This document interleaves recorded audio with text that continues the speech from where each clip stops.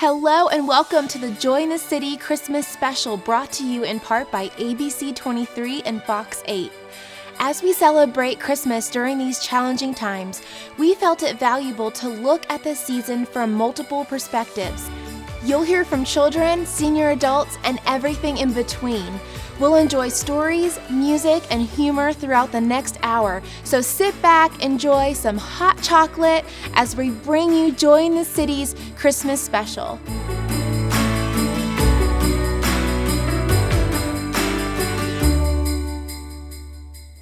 This segment is brought to you by Champion Roofing. They are your premier roofing contractor for your roof install, repairs, and other construction needs. Champion Roofing, we're the solution. Young children always have a unique perspective on the stories we tell them. Today, we have several children from Transformation Church who walk us through the Christmas story as told to us from Luke 2. Kind of.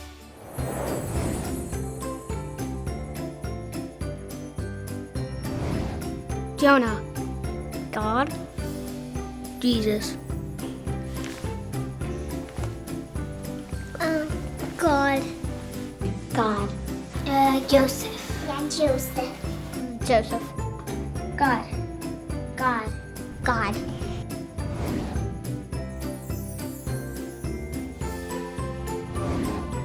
Angel. Angel. The wise man. An angel. Joseph. The angel. God. The animals. An angel.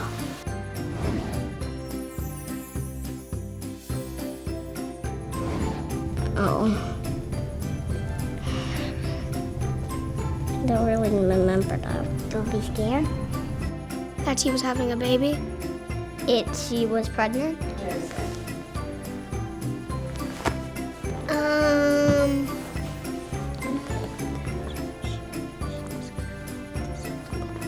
They're gonna have a son of God. He's gonna give birth to the son of God. He said, we're having a baby. That she was gonna have a baby. What? But no. I don't know.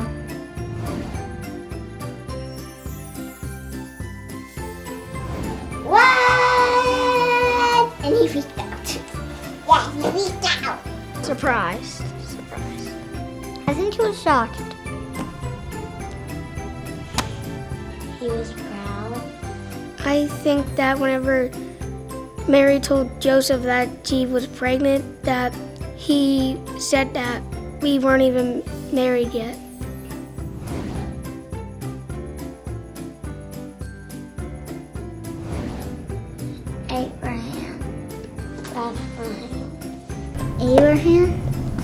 Abraham. Bethlehem. Pennsylvania. Florida? Bethlehem.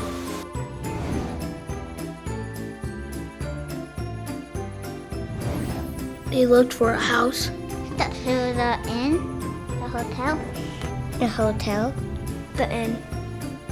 They went to a hotel, but there was no room. The inn? The hotel. In the cow barn.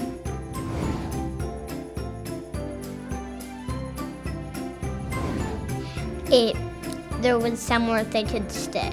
There was no space.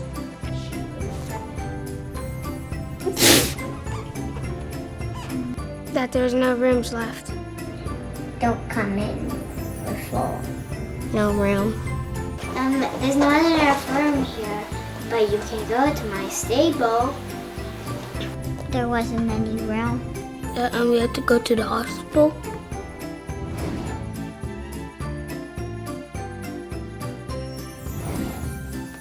The angel star. A star. God. Star. Star. A big star. Clouds. A star. A star. A star. A star. Big stars. Big stars.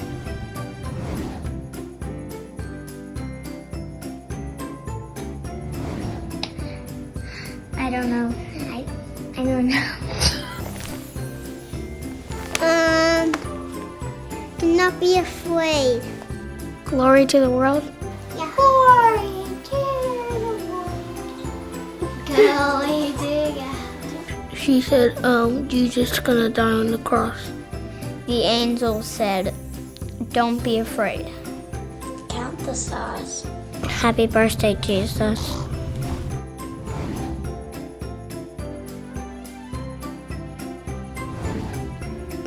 Presents. There were 3 gifts. I know that. It was a duck. A sheep.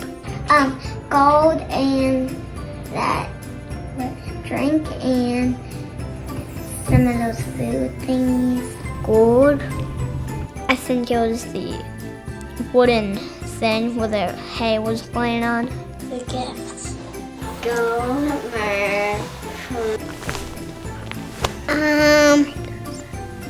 frankincense. Frankenstein?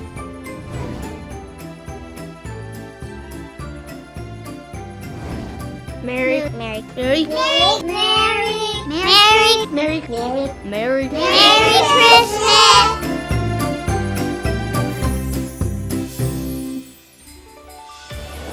Songwriters Bill Dan and Jack Cervello have written many songs over the years. This season, they teamed up with Jay Zimmerman with this timely yet humorous Christmas song. Enjoy.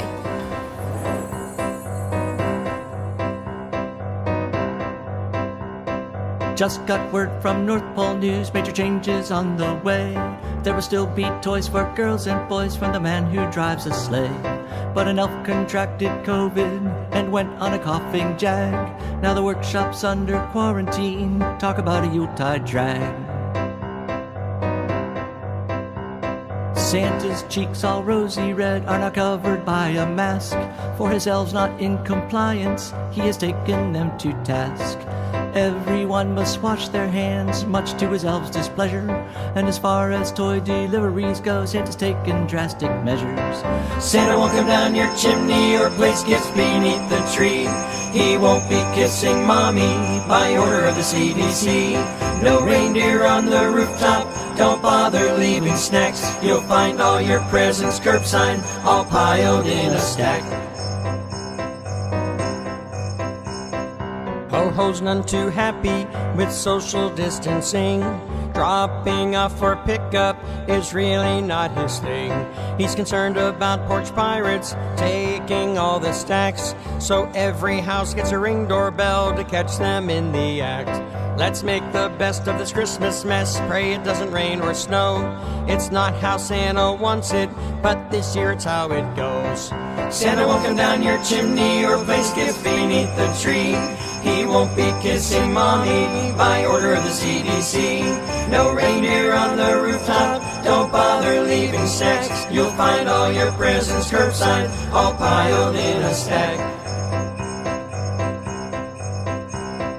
Up on the housetop, click, click, click. Must be a burglar, it ain't St. Nick.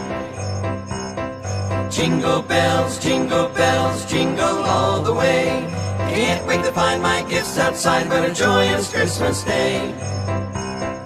Bagels I have burned on high, both the seated and the plain. Only work that I could find here amid the COVID strain. We wish you a Merry Christmas.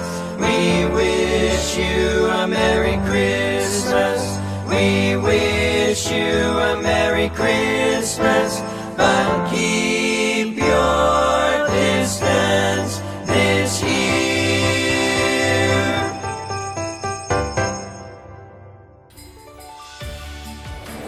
This segment is brought to you by Harry's Construction, whose motto is, "If you can dream it, we can create it." They are the kitchen and bath design experts, so call Harry's Construction for all your remodeling needs. We all have certain traditions and stories we tell our family. Pastor John Collins from First Church of Christ shares with us one of his teaching moments for his children. All right, Merry Christmas. I'd like to take just a few minutes and tell you a little bit about my family. My wife Arlene and I have ministered here in Altoona for the past 27 years, and our kids were raised here. My daughter Sarah is in her mid-30s, and Kristen is in her early 30s, and they're both married now. Their husbands, they met both of their husbands in the Christian University, Johnson University down in Tennessee, when they went there as students. They both got their education degree. They're both educators even now.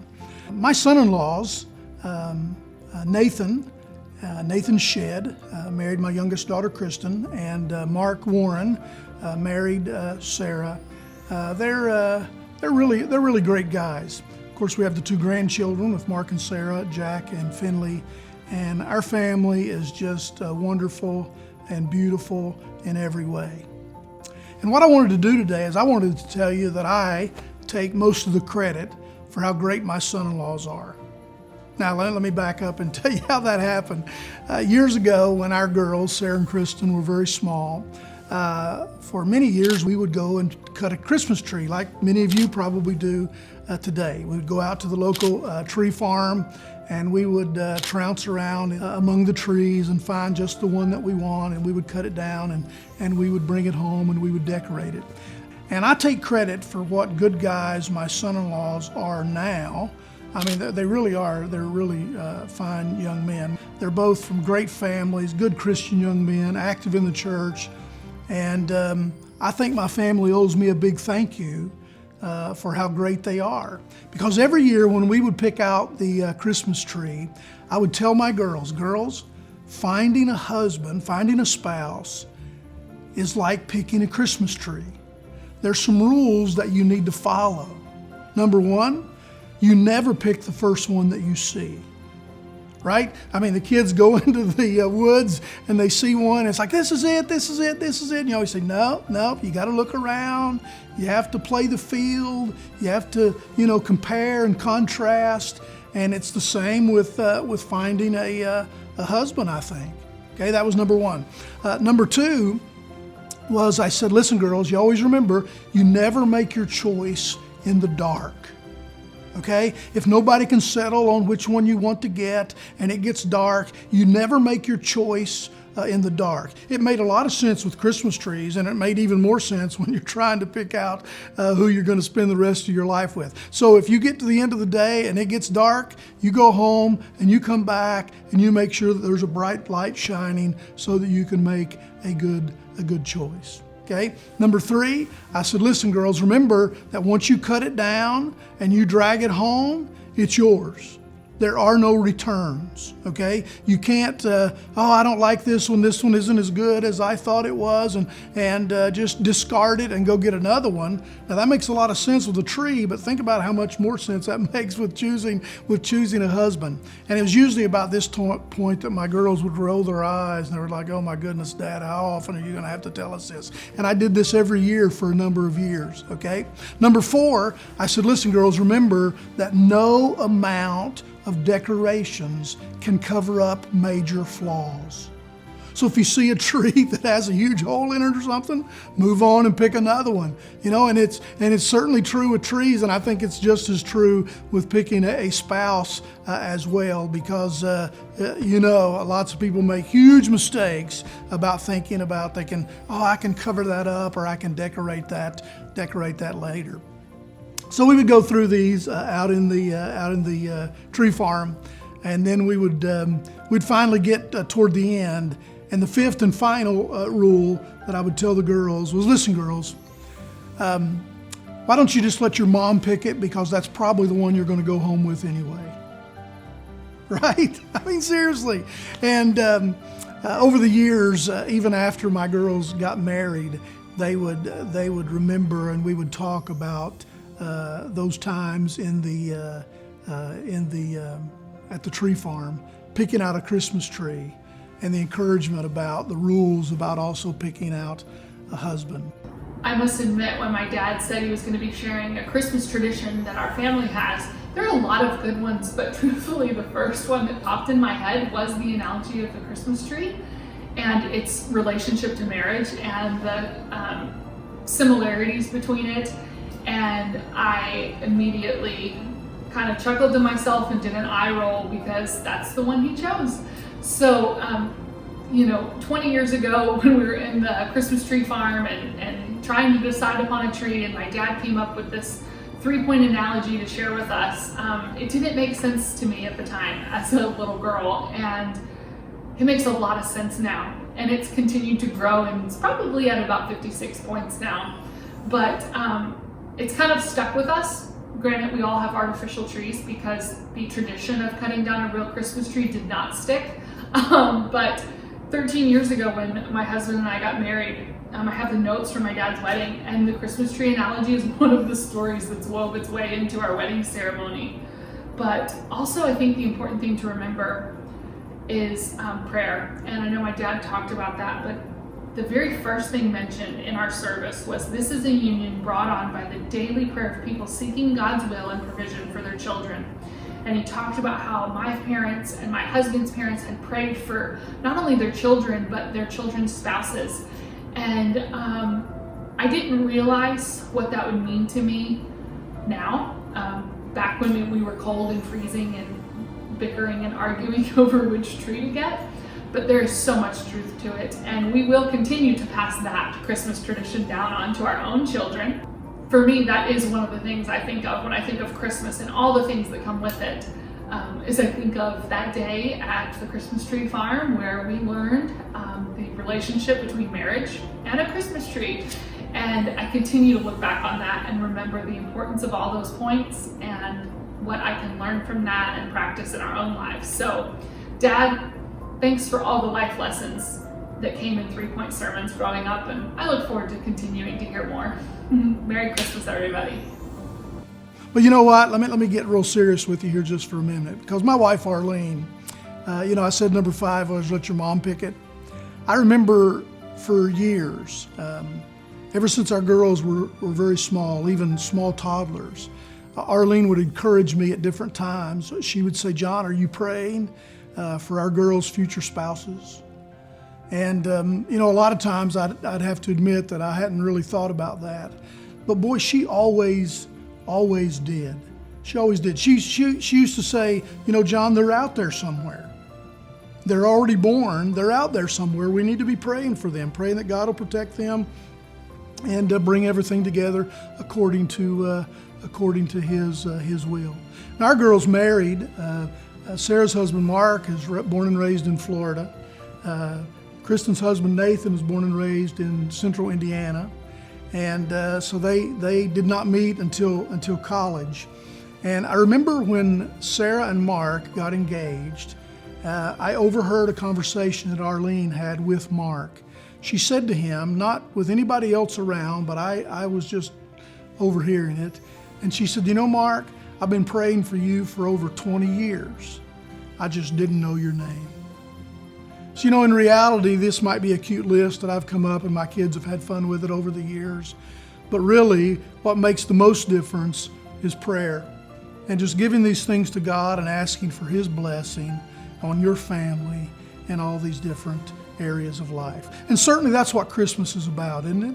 It's about family. It's about traditions. It's about getting together and recognizing what God has done for us and enjoying the blessings of having and loving each other. Merry Christmas to each of you. The spirit of giving is alive and well during the Christmas season, but our next story highlights a few organizations in our community who have been motivated by the spirit of giving since the beginning of the pandemic. Join the City's creator, Troy Ferguson, sits down with a few from Center City Church and the Nehemiah Project who are making a difference in our city.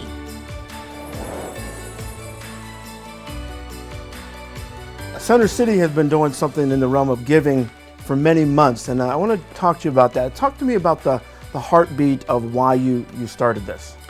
When we started, I've been thinking about this for a while, connected with some pastors down in Harrisburg that have been just feeding the city, and I knew this was a thing that we could be doing in our community. I just didn't know when, as we were kind of in between buildings, and then when this happened, when COVID and shutdown came, we're like, this is the time, this is now.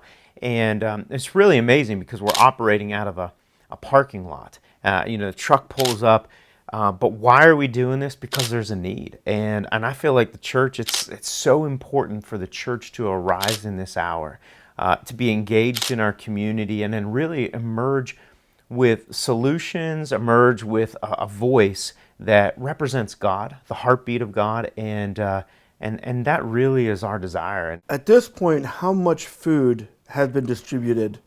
We actually just, our last giveaway went over 500,000 pounds of food, so a lot of food. And a lot of volunteers to make that happen. So about how many volunteers are involved in this? Well, it takes about 60 to make it all work. So we have all different positions. So we actually have someone that's just on parking and traffic direction to keep the flow moving, because people do start to show up early and starts to back up in the streets in Altoona. So we have people that do just that.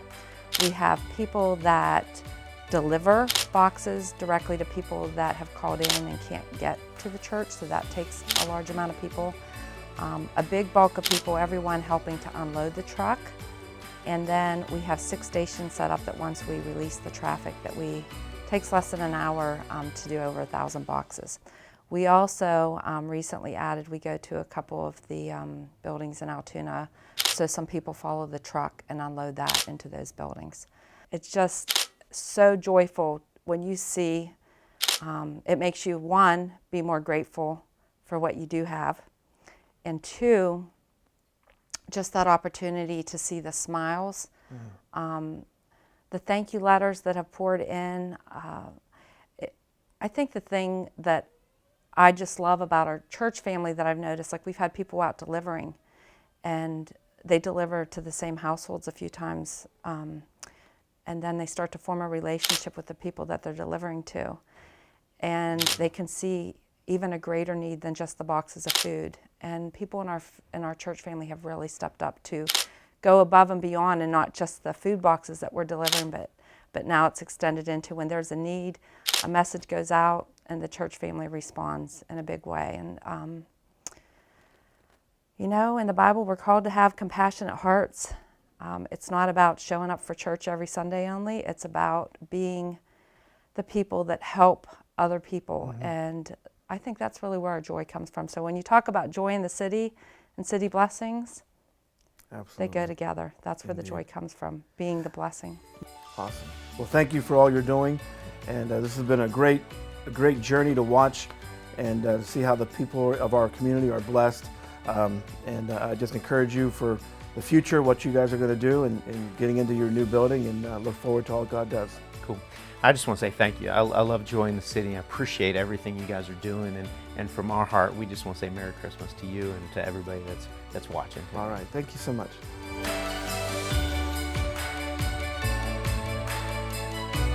This year as a city, we've seen some different things in our community, and one of the things that I think has been such a blessing is what Nehemiah Project has been doing since really the beginning of COVID and the shutdown concerning food. So talk to me a little bit about the heart behind this, why you're doing this, as well as a little bit of details of what it is.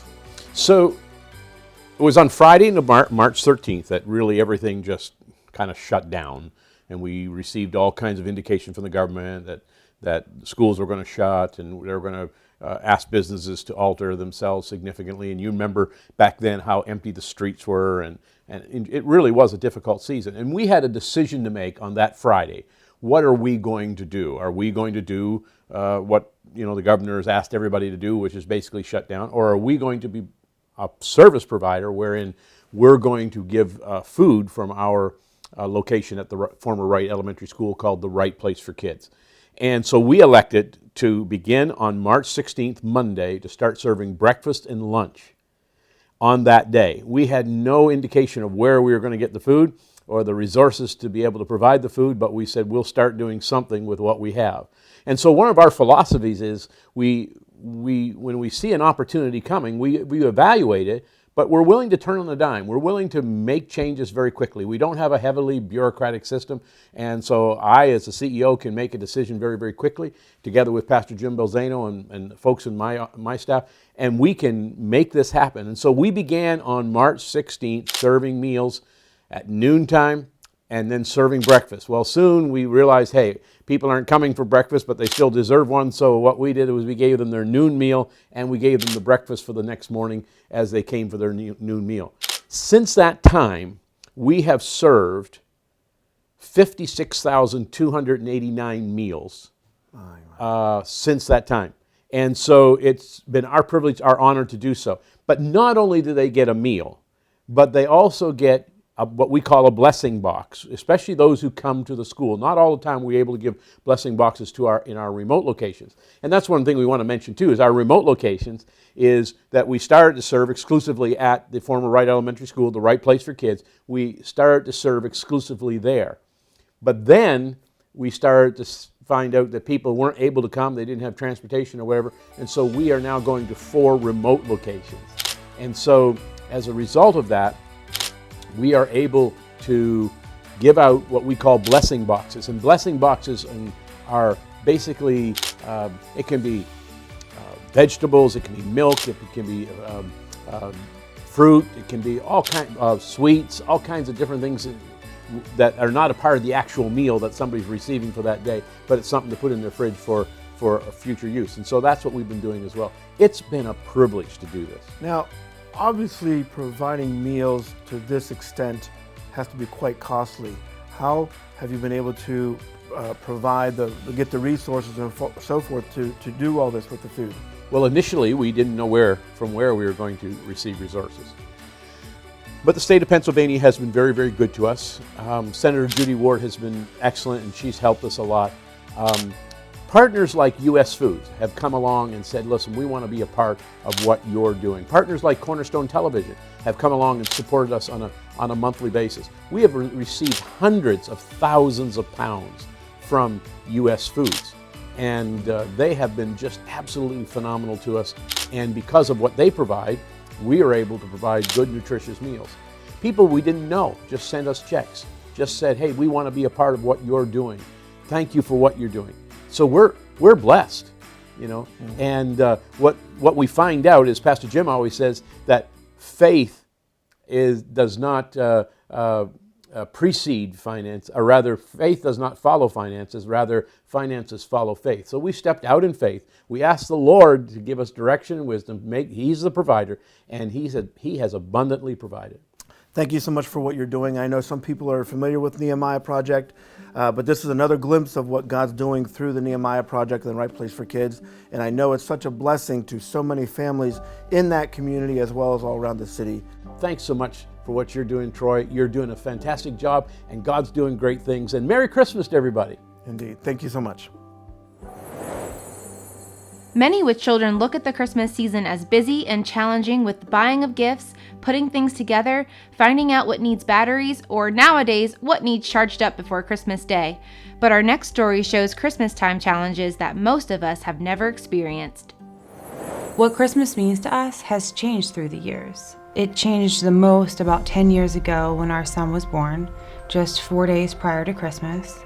He didn't have a great prognosis before birth, and after birth, he was immediately life-flighted to Children's. I delivered about 2.5 hours away from home. I just remember those days being really hard, mentally, physically, emotionally. We were exhausted. Our daughters were young, just 22 months, 5 and 6 years old. They were old enough to understand. They knew that something was very different, but they didn't really know what. The day before Christmas Eve, I was discharged and finally able to be with my baby. Dan took me to Children's and dropped me off.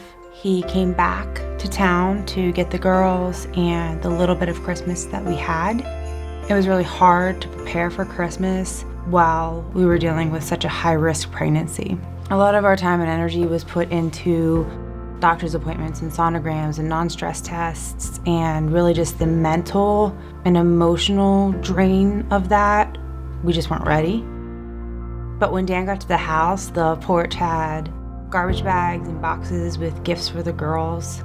People knew already that we needed them before we even knew. Dan brought the girls back and we rented a Ronald McDonald House. We did the very best that we could to make Christmas normal. It was anything but. It really showed us what Christmas was about: giving, caring, hope. One of the nurses told us that there's a family that sponsors Christmas Eve dinner for everybody in the NICU Christmas Eve night. We have never met this family, and I doubt we ever will. That night, when everybody else was having their normal family traditions, we were so far away from our extended family, we celebrated Christmas Eve in the cafeteria with pizza and beef sticks and fountain drinks. I remember the transition being hard, but then when we saw how much people loved us and how many people reached out, it just showed us that there's so much love and so much kindness in a world that can often look dark. Christmas morning, the girls woke up and we had a little tree sat on the little table in the Ronald McDonald House. We put Christmas presents around and they were really excited. When we took them down that day to see their brother again, I remember my baby, my 22-month-old, looking like a giant. Case was really small due to lack of growth and multiple congenital health issues and anomalies. So he was 2 pounds, 13 ounces, and there was Lainey touching his hand and his little feet. The first time we got to hold him was Christmas Eve. It was 15 minutes for me and 15 minutes for Dan. And then he had to be back in his incubator to regulate his temperature and all of those things. But Christmas morning when we were all together in that tiny NICU room where the beeps sounded really loud and you could hear babies crying and moms crying, and it was just like, it was a pretty hectic place to be. The doctors came in and told us that the birth defect in his heart, they had found it multiple times, that it was gone. They couldn't find him anymore. He was supposed to have surgery that day, but he was so tiny that it was pretty risky.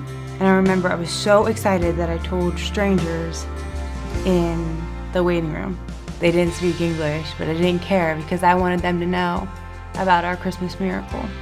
Those NICU days were hard and exhausting. They were chaotic and they involved a lot of separation. I stayed at the hospital while Dan took care of the girls and maintained a job and college classes. Heck, the last 10 years were hard. It's nothing we ever signed up for, it's nothing anybody can train you for, and it can be really tough. Once we finally got home, we started to adjust to a new normal. Life as we knew it was kind of flipped upside down, but we had no other choice. Case was 4 pounds 1 ounce when we brought him home at around 5 or 6 weeks of age. And we were just trying to get used to things, just trying to figure out how to create the most normal environment for our kids that we could. We were thrown into this crazy world of special needs families, and we made friends we never thought we would make. It's really been an incredible thing to see different families raising kids with different abilities, and yet they're happy. Even though this can be hard and challenging at times, you can still choose joy even on the hardest days. We were so excited when we started connecting with other families and just started to see how much people really appreciated and grew from Case's story that we started a Facebook page when he was about 2 years old. And it was really incredible to see how that affected people from all over the world. People would get on after a bad day or a bad doctor's appointment or sitting in traffic, and they would get on the page and write us messages telling us that Case really puts life into perspective. He puts problems into perspective. He has fought some really tough battles, and he has shown people that you can fight these tough battles and you can overcome them with a smile. For us, Christmas will never be the same. We always want to try and find someone to give hope to.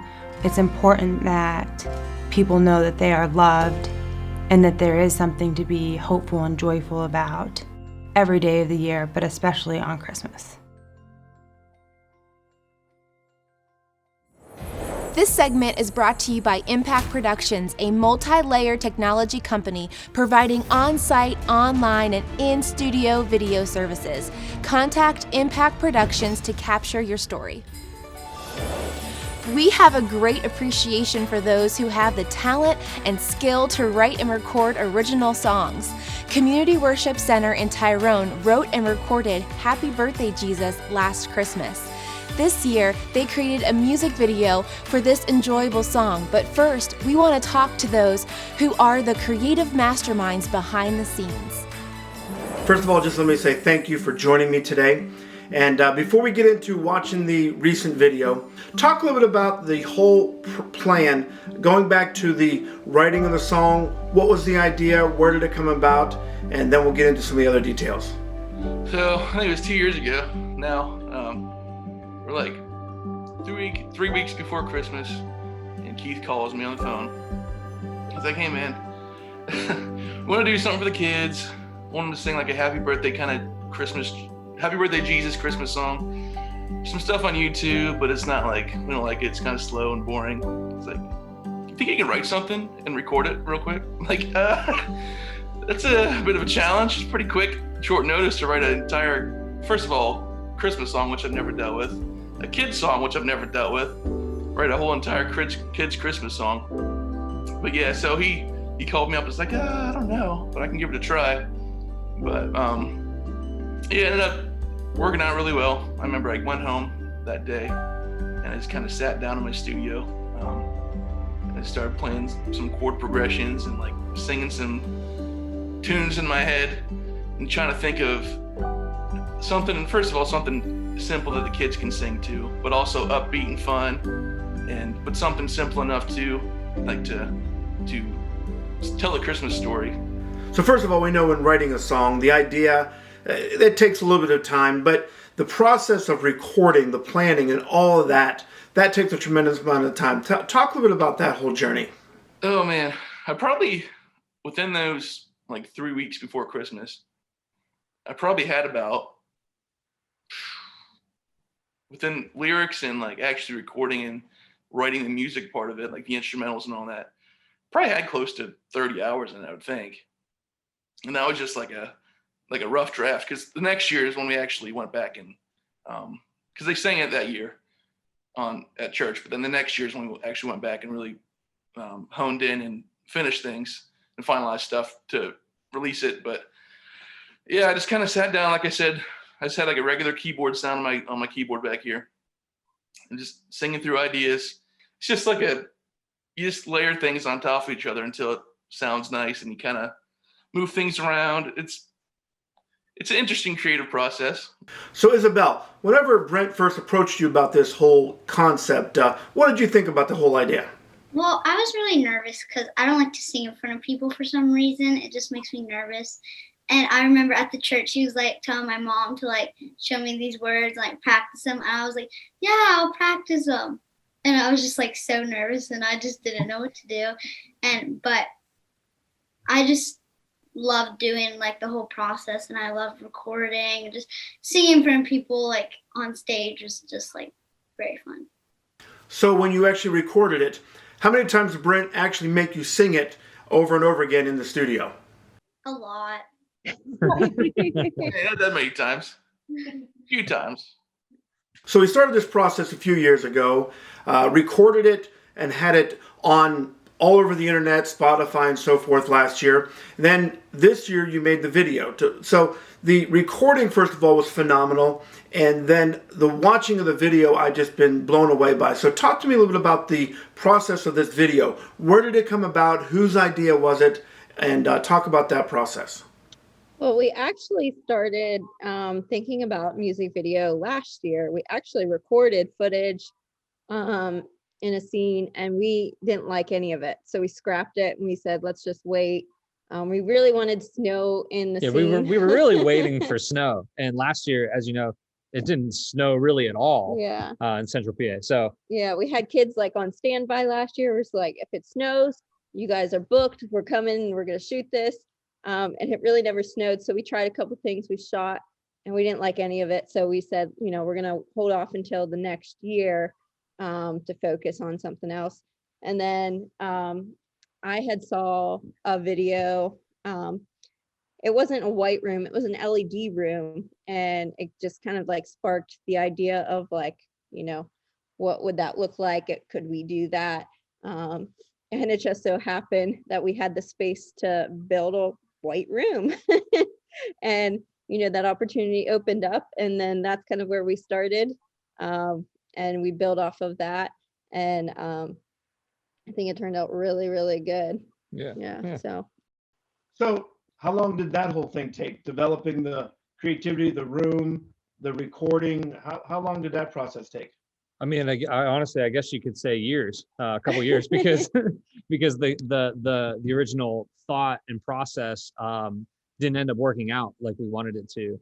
So it's really years in the making. But what it is now, it was kind of an idea that Bree threw out to Pastor Keith, and he just kind of rolled with it. So the room itself was built in a week. So that part of it was pretty quick. So that we were able to build a room, get walls up, paint them white, get it to where we needed it to look. Yeah. I mean, and then also, it took all the planning for, what was going to go in the room.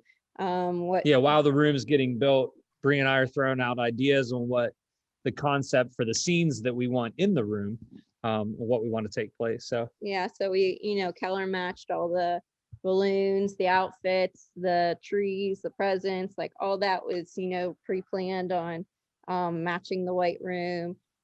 It took us a couple days just to prep, the lighting and everything for that. So, and then of course shooting it, we actually shot the whole thing in one day with all the kids.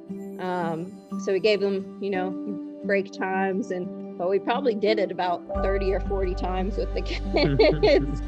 So yeah, they were luckily it's only a 3-minute song, so doing it that many times, if it was 5 or 6 minute song, then that's a one other story. But so Isabel, I gotta ask you, you did an amazing job on the video as well as the song. So where did the dance moves come from? Are those your ideas, or where did that choreography come from? No, I didn't come up with the dance. Bree actually came up with the dance and the music video and all that stuff. Very cool. Well, you did a great job with it. Oh, thank you.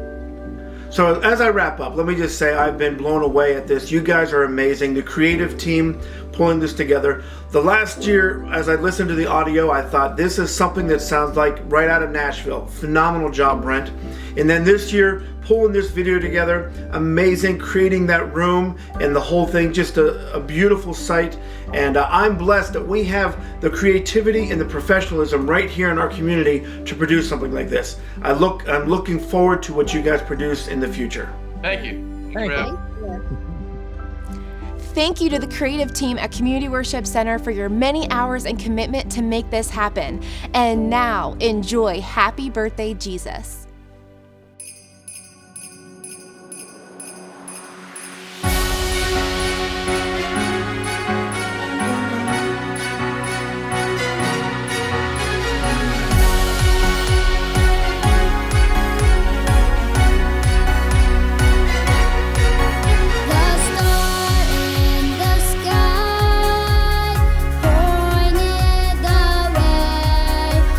Shepherds and wives.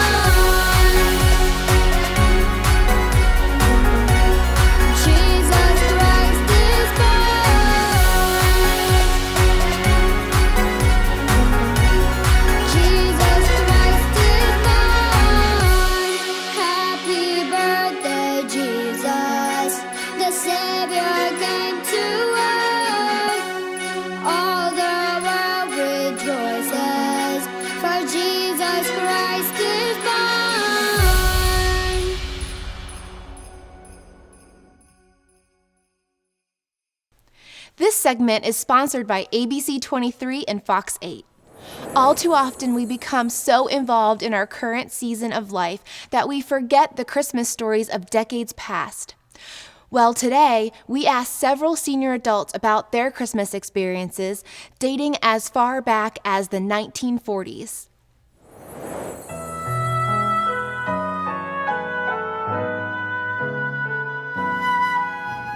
Coming down in the morning and seeing the tree and all the gifts, because we were never allowed to see the tree before it was trimmed. Riding in my Uncle John's car, he had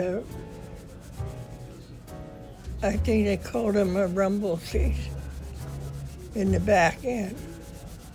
And he'd come up and take us for a ride. I always liked to sit in the rumble seat. A time that my dad would go out and cut a Christmas tree. Trees were real then. There was no artificial trees. And we had the glass decorations and tinsel. And Mother always decorated the tree because she did it better than we would.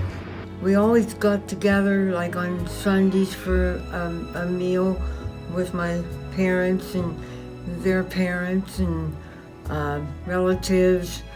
We had a wonderful time together. One I remember is my grandparents lived across the street, road from us. It wasn't a street. And I heard carolers outside, and I came downstairs and looked out the window at them, and my parents weren't in the house. They were at my grandparents with picking up the gifts. And mine was when I was 9 years old. I remember getting my first gift that I can remember, and that was a flashlight. The year would have been 1940, and I was 12 years old. And the day before Christmas, there was a big box delivered to the parsonage, and this was unusual. And we all wondered what was in that box, but the next day was Christmas. So we had to wait till the next day to open that box. The best memory I have is when, it's one of them, I went down the steps Christmas Eve to see, I thought I heard Santa Claus, and I did, I saw him there. So. Being the last 10 kids, why, there was always 12 of us for Christmas. And didn't have any money, but that was always when you got clothes for the year, got a toy. We'd put boxes all over the house, run a rubber-tired bulldozer up over the boxes, over the pianos, down the other sides. We were the poor talked about. But we had family. And Christmas was still all about family. There's nothing else. It was around Thanksgiving that I was in a hospital when I had appendicitis. Well, my aunt said, well, you better give Barb her Christmas present because she's not going to make it. And I was so happy because they had magic skin dolls. And so that was a memory. I was in probably fifth grade. And so we were happy with a toy. And that meant more than a lot of things.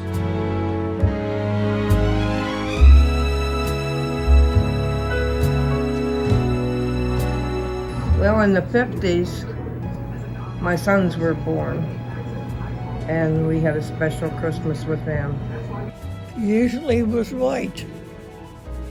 White Christmases, huh? Usually. I went sled riding and had a lot of fun with different, the girls in my neighborhood. And we had a wonderful time together, and I had a wonderful time with my family. We went to church and just hung out. We lived on a dairy farm, so for me, the big thing was Christmas Day. We had about 30 to 40 people there for Christmas dinner, and we had to fix all the food. Nobody brought any food. So till the day was over, I always had a headache, but I always said that I never knew what hard work was till I married to the dairy farm. So that's why I remember that Christmas. Christmas in the 50s was more a celebration of your family, and you had a nice meal. And the meal usually consisted of, in our family, was poultry. It was, we had a tree and everything like that, and we didn't have a whole lot, but we were happy with what we got.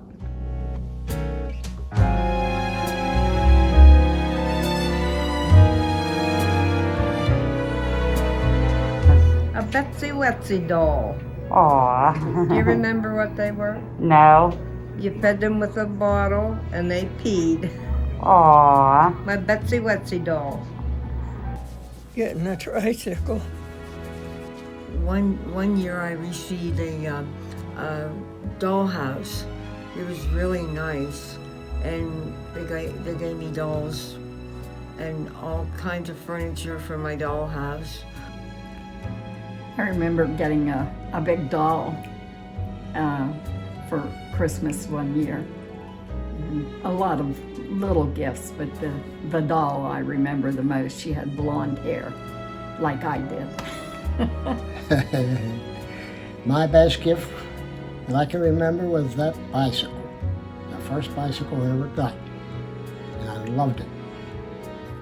Well, that box that arrived when I told you before, in that box was gifts from my brother. He was 19 years old and he worked in a factory in Baltimore. And he knew that we didn't get many Christmas gifts. So he sent this box. And when we opened it, my package, I had 2 packages, and then my package was a beautiful quilted robe. Just fit me. And velvet slippers with a heel on. And I really thought that I was a princess. So that year we had a nice Christmas. Now I can remember when I was a very small child, the one special Christmas, we still lived in the country, and I got a wagon. Wow, a little girl with a wagon, that was a big deal, you know. A candy cane and a popcorn ball. What about it? That's all we had when we were growing up. There was 10 of us in the family. I was number 6. And that's all we had. This one particular time, I got this gift, and when I opened it up, it was a green car. And I thought, man, I've made it, because I never got one. And I was about maybe 10, something like that then. And you know what? We didn't know we were poor coming out of the Depression. We didn't know that. But I can remember the Christmas, and we had a stocking. It was a regular knee-high, or a sock. And in the sock was an orange, a popcorn ball, some nuts, and usually a pair of socks or maybe a hairbreadth.